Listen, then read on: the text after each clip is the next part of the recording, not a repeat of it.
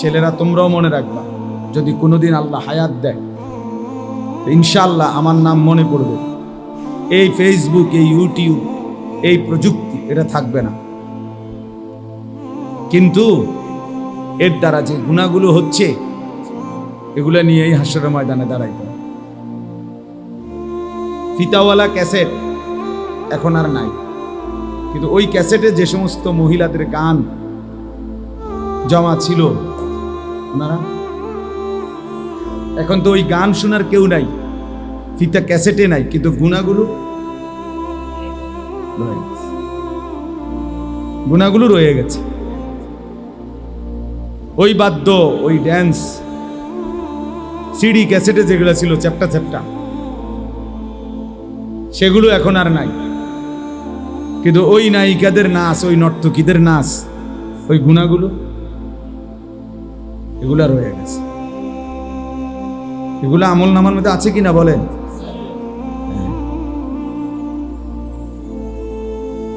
বাংলাদেশের একজন নায়িকা শাবানা, খুব সম্ভব, উনি বারবার অনুরোধ করছে, শতবার সরকারিভাবে আবেদন জানাইছে বিভিন্নভাবে, যে তার ছবিগুলো যেন আর কি না হয়, প্রচার করা না হয়। তওবা করে পর্দানশীল নারী হইছে, আল্লাহ মাফ করলে সেটা ভিন্ন, আল্লাহর হাতে। তওবা করলে মাফ আল্লাহ করতেই পারে, কোনো অসম্ভবের কিছু না। কিন্তু যে নারী তওবাবিহীন মারা গেল, সে তো জানেই না তওবা করতে হয়। এই জন্য এটাই সত্য, প্রত্যেক আধুনিক নতুন প্রযুক্তি পিছনটাকে ছুঁড়ে ফেলে দেয়। টেলিগ্রাফ ছিল আগে, এখন আর নাই। আমরাও দেখছি ছোটবেলায় ছোট্ট কাগজের টেলিগ্রাফ আসতো, চিঠির মতো। ডাক পিয়নের চিঠির চাইতে একটু দ্রুতগামী টেলিগ্রাফ, এগুলো এখন আর নাই। এরপরে ফিতাওয়ালা ক্যাসেট এখন আর নাই। আগে জামাই বিয়ে শাদীর মধ্যে বিদেশে গিয়া মানুষ 6 মাস 1 বছরের ভিতরে এরকম কালো সেঞ্জার করতো, এড়িয়েই ফাটাইতো, সেঞ্জার ফাটাইতো আগে, মেড ইন জাপান, বুঝছেন? ওই এখন আর এগুলা নাই। চ্যাপ্টা সিডি, এগুলো এখন আর নেই। ডাক পিয়নের চিঠি, এর প্রচলন এখন নাই বললেই চলে। আমরা পুরা ছাত্র জীবন চিঠির মাধ্যমেই বাড়িতে খোঁজ খবর পাঠাইছি। আমাদের ছাত্র জীবন পোস্ট কার্ডের মধ্যে আব্বা টাকা পাঠাইতো, মানি অর্ডার, একটা ছোট্ট কাগজের মধ্যে নিচে দিয়ে ক্ষুদ্র জায়গা ছিল লেখার, এটার মধ্যে আব্বা লিখে দিত, আনিস 300 টাকা পাঠাইলাম, পাইয়াছি, ফিরতি চিঠির মাধ্যমে জানাইছি বা জানাইও, খালাস, এতটুকুই ছিল। তা আবার চিঠি দিয়ে আব্বারে জানাইতাম বাসায় যে টাকা পাইছে। তো সেগুলো এখন কই? তাহলে আমার বয়স হলো 44 বছর, 1981 সনে আমার জন্ম। তাহলে 44 বছরের প্রথম 10 বছর বাদ দেন, ওই সময় আমি কিছু বুঝি নাই, ধরে নিলাম। তাহলে পরবর্তী 34 বছরের ভিতরে মাত্র আমার চোখে দেখা এতগুলো প্রযুক্তি যেগুলো ছিল আমি দেখছি, সেগুলো এখন নাই। তাহলে আগামী 40 বছরের ভিতরে এই প্রজন্মেরও অনেক কিছু যারা এখন দেখছে থাকবে, বুঝেন নাই? কিন্তু গুনাহগুলো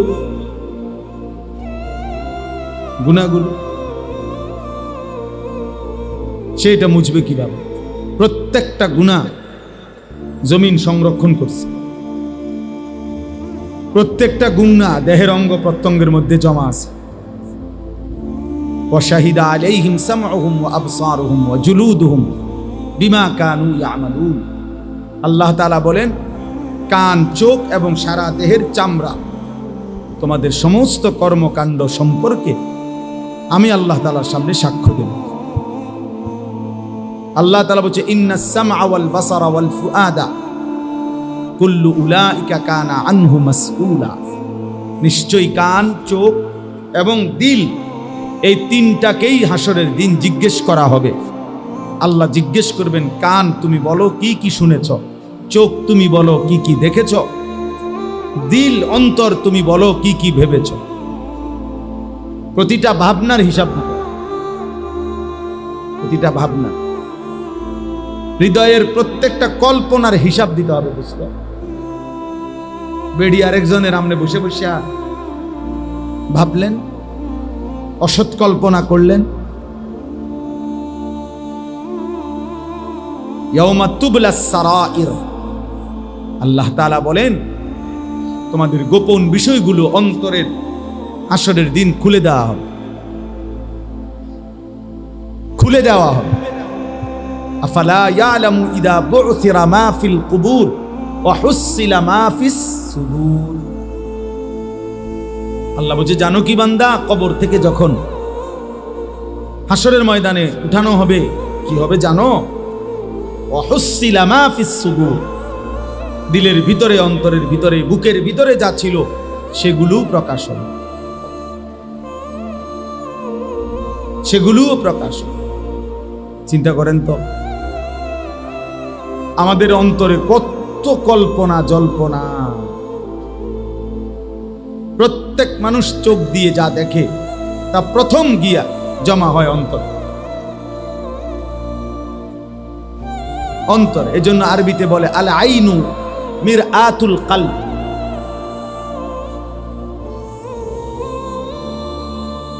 ওই ইমরান ভাই, আল আইনু মিরআতুল কলব, চোখ হৃদয়ের আয়না। চোখ মূলত কিসের আয়না? আরবি প্রবাদ, হৃদয়ের আয়না। চোখ প্রথম কালেক্ট করে, হৃদয়ে এসে জমা হয়। এরপরে এই হৃদয় থেকে যাবতীয় প্ল্যান প্রোগ্রাম, সামনে কি আগাবে না না আগাবে, এই নারী আরো দেখবে কিনা না দেখবে, এই নারীরে ভালোবাসবে কিনা, তার পিছনে পিছনে ঘুরঘুর করবে কিনা, আরো কত রকমের অসৎ কি কি হইতে পারে, পুরা প্ল্যানিংটা এরপরে দিলে বসে বসে করতে থাকে। আগে চোখ তথ্য সংগ্রহ করে, এরপরে অন্তর প্ল্যানিং সাজায়, প্ল্যানিং সাজায়।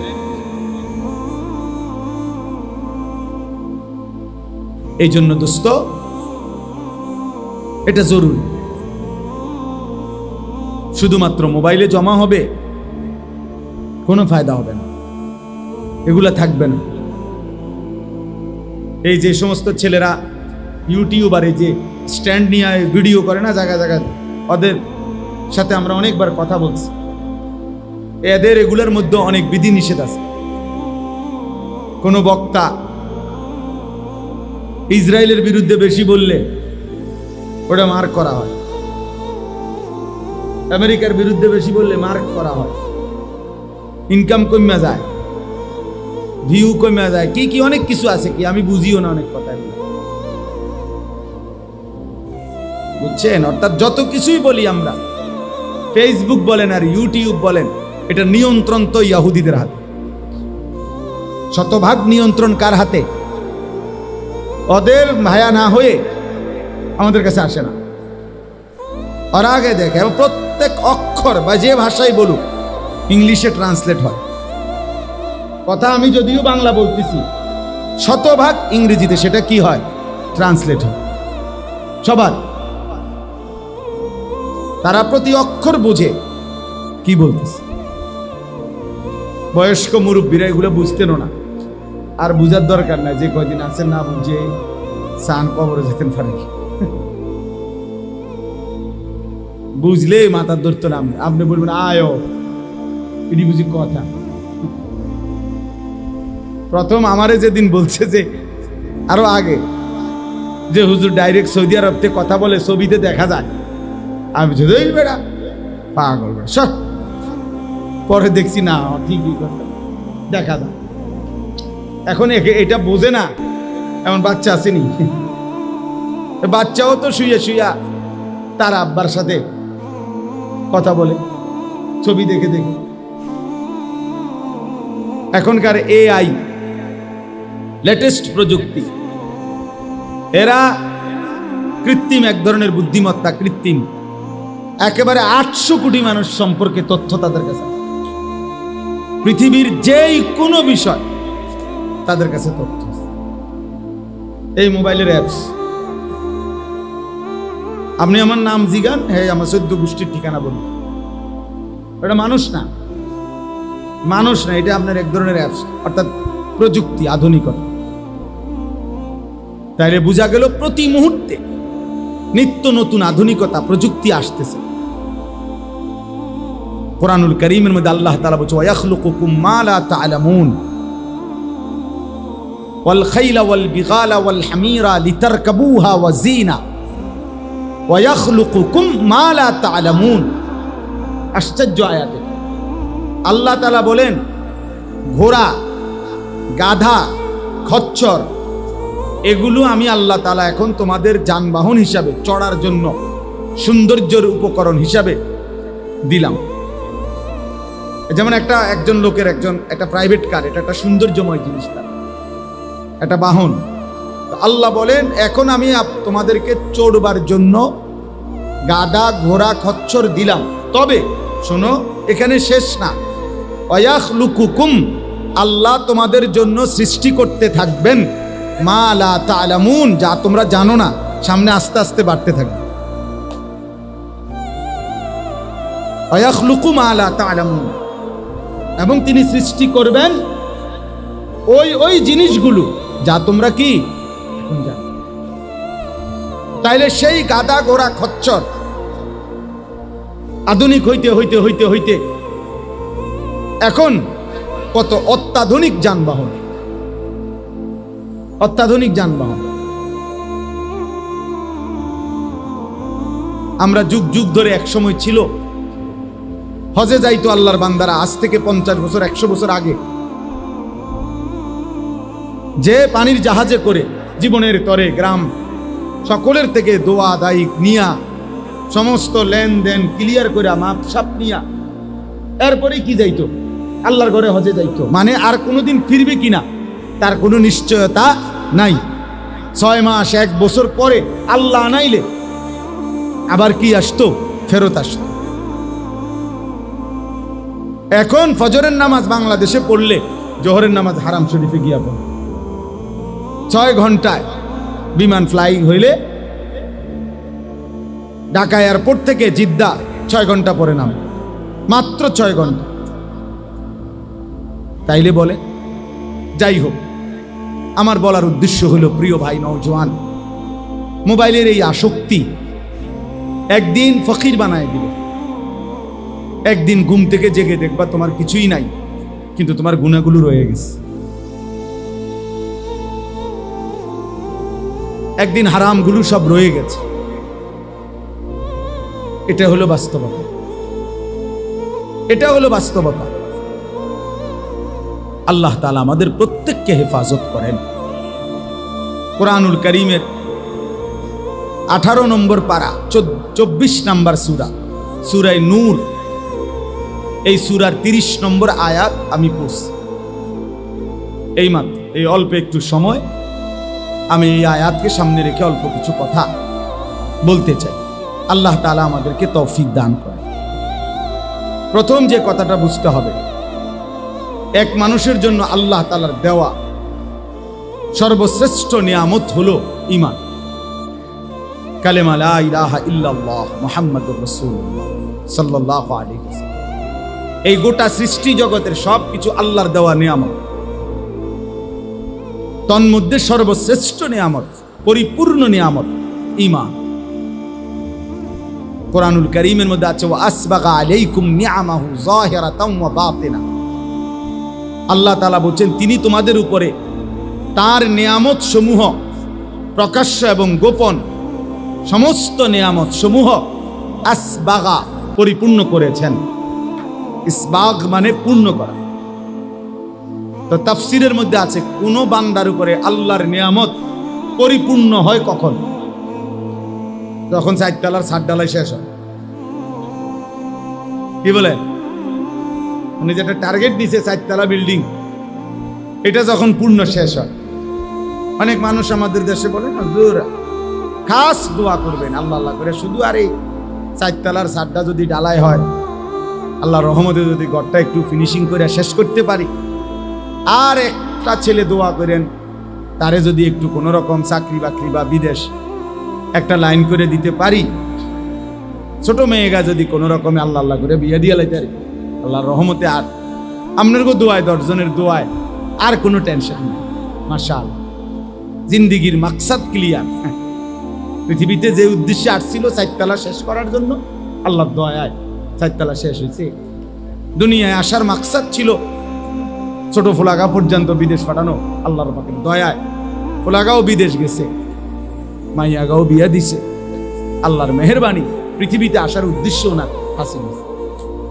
এখন আর কোনো টেনশন, এখন আর মরলেও কোনো দুঃখ নাই। মরলেই তো ফেরেস্তা আপেল মালটা নাস্তা পানি নিয়ে ফেরেস্তা কবরে বসে রয়েছে, আপনি শুধু মরবেন না, আপনি মরণের জন্য না বসে রয়েছে ফেরেস্তা। এই হলো মুসলমানের হিসাব। এক মুসলমান এটা বললে এর চাইতে বড় আফসোস আর কি হবে? মরে না বুড়া মিয়া কেন? মনে হয় নাতিকার বউ ছাইয়া দিতে ঠিক তো না। জীবনের একটা আকাঙ্ক্ষা শেষ, এই নাতিকার বউটা যদি ছাইয়া দিতে মূল্য আর দুঃখ ছিল না, কারণ উনি জানে কবরে প্রথম প্রশ্ন আপনার নাতির বোন নাম কি। এটা হলো সুয়াল জবাব প্রথমটা।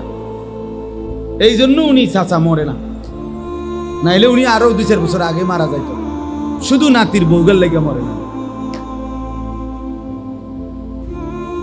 আফসু আমারে বলছি, এটা আমি মিথ্যা বললাম, আমাকে বলছি। বললাম যে এরকম তাড়াহুড়া করতেছেন কেন ছেলের বউয়ের জন্য? ধীরে সুস্থে দেখেন। কয় তার দাদা বিস্তার পড়ে গেছে, এবারটা ওয়াশ নিয়ে আস। সবই আমার যেটা বলছেন, ওয়াশ নিয়ে আস। ওয়াশ নিয়ে আস মানে কি? নিঃশ্বাসে নিঃশ্বাসে ওয়াশ নিয়ে আসে। এ কথা কয় হুজুর, যারে নাতিকার বুঝি বলছাই দিতে কোন রকমে আজরাইল বলে উনি রুহুটা ধরে রাখছেন। আস্তাগফিরুল্লাহ, আস্তাগফিরুল্লাহ। এই মুমিনের স্বপ্ন হইতে পারে? এক মুমিনের আখিরি তামান্না এটা হবে। আল্লাহ আমাদেরকে হেফাজত করে। তাইলে বললাম আল্লাহ তাআলা সবচেয়ে বড় নিয়ামত যেটা দিয়েছেন, আসবাগা বলতাম পূর্ণ নিয়ামত। একজন বিশ্ববিখ্যাত মুফাসসির হযরত আব্দুল্লাহ ইবনে আব্বাস রাদিয়াল্লাহু তাআলা আনহুমার ছাত্র মুজাহিদ ইবনে জাবার রাহমাতুল্লাহি আলাইহি, মুজাহিদ জগৎ বিখ্যাত মুফাসসির ছিলেন, তাবিঈ। উনি বলছেন কোন বান্দার উপরে আল্লাহর নিয়ামত পরিপূর্ণ হয় কখন? যখন ওই বান্দা ঈমানের দৌলত লা ইলাহা ইল্লাল্লাহের নিয়ামত যখন পায়, তো তখনই বলা হয় যে আল্লাহ তাআলা তার উপরে নিয়ামত পূর্ণ করেছেন। ঈমানবিহীন গোটা দুনিয়া, আল্লাহবিহীন গোটা দুনিয়া যদি 1000 লক্ষ বারও পায়, সে কিছুই পায় না। আল্লাহকে পেয়ে গোটা দুনিয়া যদি কিছু না পায়, সে কিছুই হারায় নাই। আমার শায়েখ আল্লামা মুফতি মুশতাকুন নবী কাসিম হুজুর এটা বেশি বলে, আল্লাহকে পেয়ে যদি সব হারায়, কিছুই হারায়নি। আল্লাহকে না পেয়ে যদি সব পায়, কিছুই পায়নি। মুজাহিদ আজম আল্লামা শামসুল হক ফরিদপুরি রাহমাতুল্লাহ আলাইহি এটা বলতেন, তুমি আল্লাহকে পেয়েছো, সব পেয়েছো। তুমি আল্লাহকে পাওনি, কিছুই পাও। হাকিমুল উম্মত মুজাদ্দিদুল মিল্লাত হযরত মাওলানা শাহ আশরাফ আলী থানভী রাহমাতুল্লাহ আলাইহি আজাল্লে শ্রেষ্ঠতম খলিফা খাজা আজিজুল হাসান মজজুব রাহমাতুল্লাহ আলাইহি বলতেন, জুতু মেরা তু সব মেরা। আল্লাহ যখন আপনি আমার, সবই আমার, আসমানও আমার, জমিনও আমার। अगर एक तू नहीं मेरा तो कोई शाई नहीं मेरा। আপনি আমার নাই নয় তো আমার আর কিছুই। যার আল্লাহ নাই তার কিছুই, যার রব নাই, যার মালিকের সাথে বন্ধন নাই, আল্লাহর সাথে যার বন্ধন নাই, খোদার কসম তার জীবনে কিচ্ছু নেই, তার কিছু নেই। কারামাদিন ইশতাদ্দাত বিহির রিহু ফি ইয়াউমিন আসিফ। আল্লাহ তাআলা বলছেন বেঈমান নাফরমান পাপীর সারা জিন্দেগীর আমল কর্ম আল্লাহ বলছে ওই তুষের মতো, ওই ছাইয়ের মতো, যে ছাই এমন জায়গায় স্তূপ দিছে যে কিছুক্ষণের মধ্যে একটা ঝড়ো বাতাস এসে এই ছাই সব উড়াইয়া ফেলছে, আর একটা ছাই আর ফিরাইয়া আনার সুযোগ নাই। খোদার কসম আল্লাহ বলেন নাফরমান পাপীর আল্লাহকে বাদ দিয়ে যা করছে, এই আমল, এই মেহনত, এই কর্মকাণ্ড এরকম ছাই যেটা বাতাসে ঝড়ে উড়িয়ে নেয় ওইরকম। আমালুহুম কারামাদিন ইশতাদ্দাত বিহির রিহু ফি ইয়াউমিন আসিফ। আরেকটা আয়াত কি? আরেকটা হলো কাসারাবিন বিকিআতিন ইয়াহসাবুহু যামআনু মাআন হাত্তা ইযা জাআহু লাম ইয়াজিদহু শাইআ। আল্লাহ বলে নাফরমান পাপীর সারা জীবনের কর্মকাণ্ড ওই রকম মরিচিকার মতো, যে তৃষ্ণার্ত ব্যক্তি প্রখর রৌদ্রের মধ্যে দূরে তাকে এলে দেখে পানি থই থই করতেছে, যখন পানির কাছে গিয়ে যায় দৌড়াইয়া গিয়া দেখে কিছুই। সারাবিন মরিচিকা, যে ভাবছিল ওইগুলো পানি, এই যে আমাদের এসব ফিজ ডালা রাস্তার মধ্যেও প্রখর রৌদ্রে দূরে তাকায় দেখলে বোঝা যায় যে মনে হয় যেন কি পানি চকচক করছে, কিন্তু কাছে গেলে কি? আল্লাহ কোরআনে উদাহরণ দিয়েছে। আল্লাহ তাআলা বলছে সমস্ত নাফরমান, আল্লাহ বলছে কুল হাল নুনাব্বিউকুম বিল আখসারিনা আমালা আল্লাযীনা যাল্লা সা'য়ুহুম ফিল হায়াতিদ দুনিয়া ওয়া হুম ইয়াহসাবুনা আন্নাহুম ইউহসিনুনা সুনআ।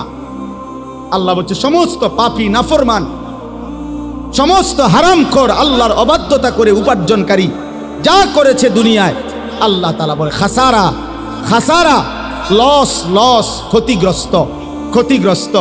যারা মনে মনে ভাবছিল আমি বড় সুন্দর সুন্দর কাজ করেছি, হুজুর বিল্ডিং করেছি দেখার মতো, একটা বাউন্ডারি ওয়াল দিছি ছায়া থাকার মতো, একটা গেট করছি 3 লাখ টাকা SS5 এর গেট, এক একটা দরজা বিশ্বাস করেন হুজুর একদম মালয়েশিয়ান সেগুন কাঠ, 1 লাখ টাকার কমে একটা দরজা নাই। ইয়াকুলু আহলাকতু মালাল লুবাদা, দুনিয়ার সাজানোর জন্য অনেক টাকা খরচ করছি। আল্লাহ তাআলা বলেন ও ভেবেছিল অনেক সুন্দর কিছু করেছে, আসলে ও খাসারা, ও লস, লস, ক্ষতিগ্রস্ত, ক্ষতিগ্রস্ত। আখসারিন, ও ক্ষতিগ্রস্ত। কুলু আহলাকতু মালাল লুবাদা আয়াহসাবু আল্লাম ইয়ারাহু আহাদ। আল্লাহ বলে নাফরমান বলে আমি অনেক টাকা খরচ করেছি দুনিয়ার জন্য। রব্বুল আলামিন বলে সে কি জানে না? তাকে জিজ্ঞেস করে দেখো, তাকে কি কেউ দেখে না? আল্লাহ কি মিথ্যাগুলো দেখে নাই? আল্লাহ বুঝি সুদের টাকা দেখে নাই? আল্লাহ বুঝি ঘুষের টাকা দেখে নাই? আল্লাহ বুঝি কিস্তির টাকাগুলো দেখে নাই? আল্লাহ বুঝি ওজনে কম দেওয়া টাকাগুলো দেখে নাই? আল্লাহ বুঝি হারাম কথাগুলো দেখে নাই?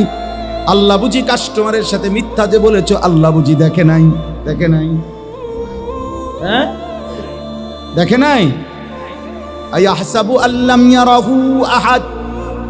আল্লাহ বলে সে কি ভেবেছে তাকে কেউ দেখে নাই? আয়াহসাবু আল্লান ইয়াকদির আলাইহি আহাদ। আল্লাহ বলে সে কি ভেবেছে তার উপরে কারো কোনো ক্ষমতা নাই? নাই। কথা বলেন না? ওমা তাকুনু ফি শা'নিন ওমা তাতলু মিনহু মিন কুরআনিন ওয়ালা তা'মালুনা মিন আমালিন ইল্লা কুন্না আলাইকুম শুহুদান ইদ তুফিদুনা ফীহি। আল্লাহ বলে যখন তোমরা যেখানেই থাকো না কেন, আমার কোরআন থেকে যেটুকুই পড়ো না কেন, যখন যেই আমল করো না কেন, যখনই আমল করতে থাকো আমি আল্লাহ তোমাদের সামনেই উপস্থিত থাকি। আমার শায়েখের বড় পছন্দের আয়াত এটা, আল্লামা মুফতি মুশতাকুন নবী হুজুর এটা বেশি পড়ে আয়াত না, সূরা ইউনূসের ওমা ইয়াযুবু আর রাব্বিকা মিন মিসকালি যাররাতিন ফিল আরদি ওয়ালা ফিস সামা। আল্লাহ বলে, বান্দা শোনো রে বান্দা, তোমার রবের দৃষ্টি থেকে 7 আসমান 7 জমিনের এক জাররাও তোমার রবের চোখ থেকে আড়াল হবে না। ওমা ইয়াযুবু, তোমার রবের দৃষ্টি থেকে আড়াল হবে না এক জাররা জমিনেরও না আসমানেরও না। ওয়ালা আসগারা মিন যালিকা ওয়ালা আকবারা, এক জাররার চাইতেও কম সেটাও আল্লাহর আড়াল নয়, এক জাররার চাইতে বেশি সেটাও আল্লাহর আড়াল নয়। ইল্লা ফি কিতাবিন মুবিন, আল্লাহ বলে বান্দা শুধু আমার চোখের আড়াল নয়, বরং আমি আল্লাহ 24 ঘন্টা আমার ফেরেশতা দিয়ে সুস্পষ্ট আমলনামার কিতাবের মধ্যে লিখাচ্ছি।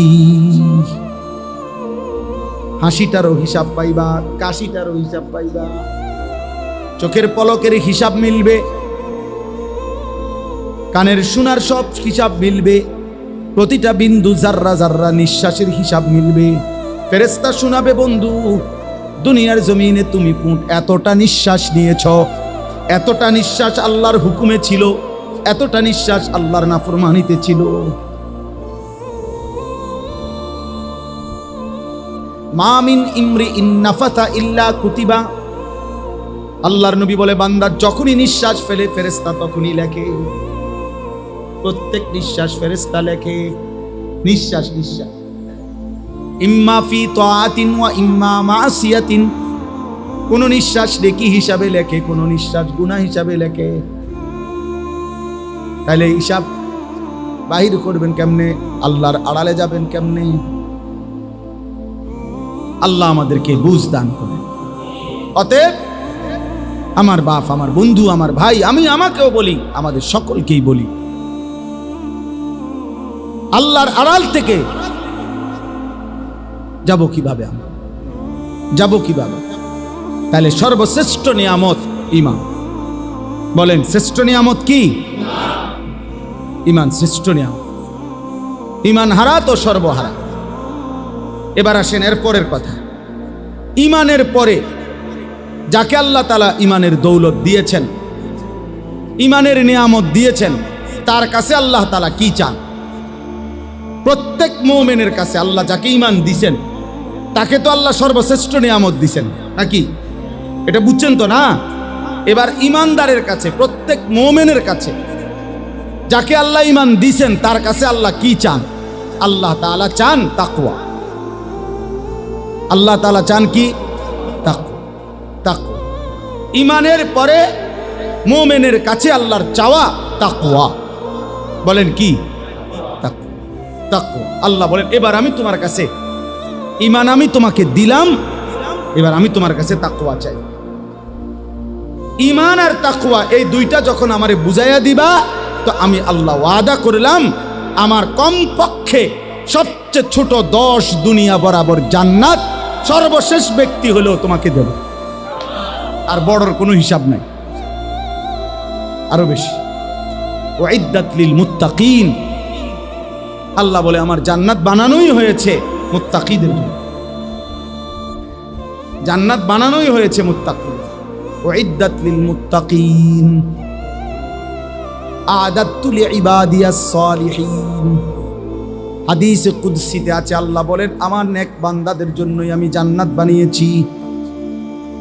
তাহলে তাকওয়া। এখন তাকওয়া মানে কি? আল্লাহ যেটা আমাদের কাছে চায়, তাকওয়া মানে 2 জিনিস। 1 নাম্বার হলো গুনাহ ছেড়ে দেওয়া, 2 নাম্বার হলো আদেশ পালন করা। 1 নাম্বার কি? আবার বলে শুনেন, গরম লাগলে কোনো অসুবিধা না, গরম লাগলে মরতেন না। গরম লাগলে মারা যায় না, মরলে আরো আগে মরে গেলেন। গরম তো আরো আগে দিনও ছিল, তো কাজে এটা নিয়ে তো টেনশনের কিছু নেই।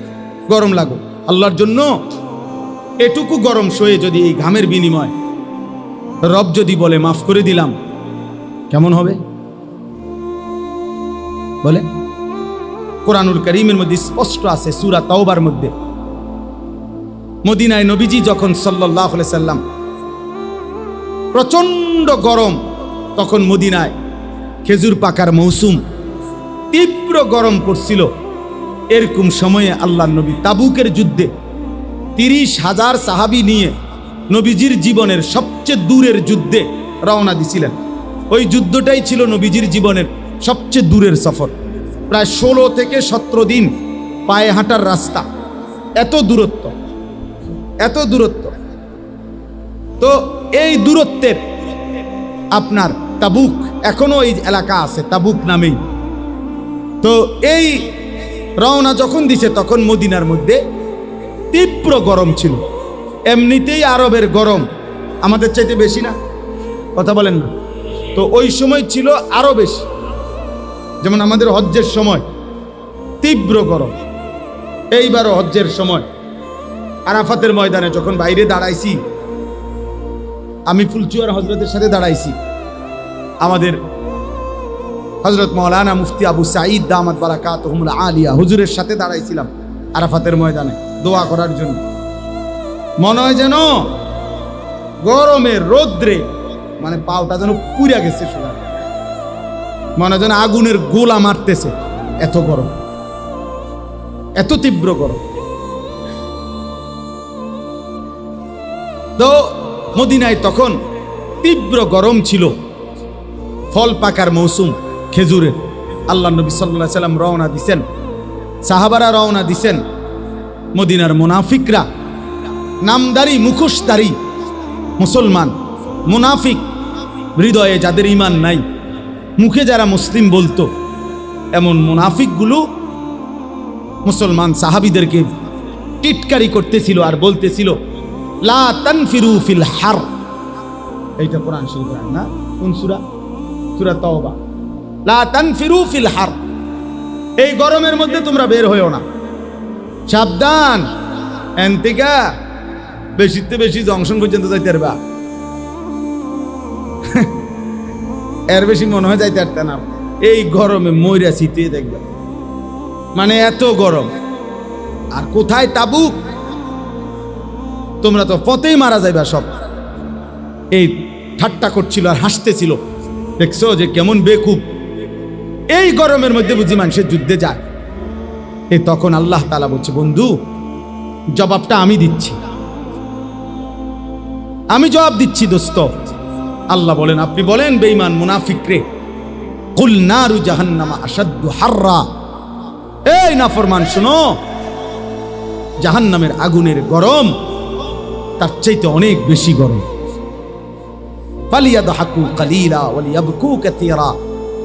আর আল্লাহ বলছে, বন্ধু বলেন ওদেরকে কম হাসতে, বেশি কাঁদতে বলেন, জাহান্নামের আগুন তাদের জন্য অপেক্ষা করছে। আর আমার এই মুমিন বান্দারা এই গরমের ঘামে, এই ঘামে তাদের ঘাম মুছতে মুছতে জাহান্নামের আগুন নিভাই দিতেছে, আর ওদের জন্য জাহান্নামের আগুন অপেক্ষা করছে। কম হাসতে বলেন, মস্কারি করো, মস্কারি, উলামায়ে কেরামকে নিয়ে মস্কারি, আল্লাহর ইবাদতকে নিয়ে মস্কারি। চলো, ইন্নাল্লাযীনা আজরামু কানু মিনাল্লাযীনা আমানু ইয়াদহাকুন।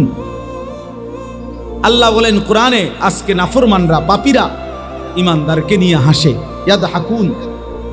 আল্লাহ ওয়াদা দিছে, আল্লাহ ওয়াদা দিছে, মুমিন তুই ঘাবড়াইস না বান্দা, সেজদা দে আমার বান্দা, গুনাহ ছেড়ে দে বান্দা, নাফরমানি ছেড়ে দে বান্দা, আমি আল্লাহ ওয়াদা দিলাম, ফালিয়াউমাল্লাযীনা আমানু মিনাল কুফফারি ইয়াদহাকুন। সেদিন হাসরের ময়দানে আমার মুমিন বান্দা এই বেঈমানদেরকে নিয়ে হাসবে।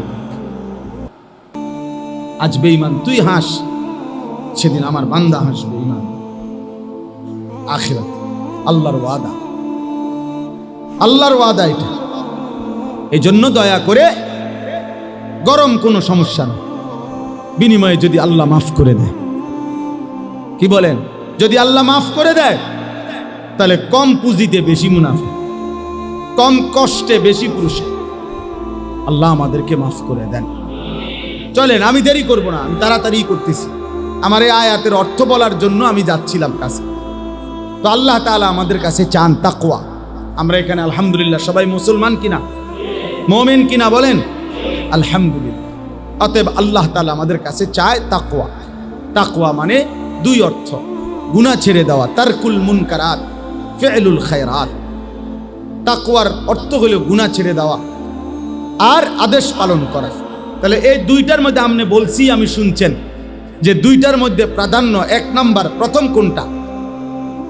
তাকওয়ার মধ্যে প্রথম কোনটা বলেন না, সবাই বলেন। এই জন্য একজন মুমিন জান্নাতে যাওয়ার জন্য, জাহান্নাম থেকে বাঁচার জন্য প্রথম ডিউটি ঈমানের পরে গুনাহ ছেড়ে দাও।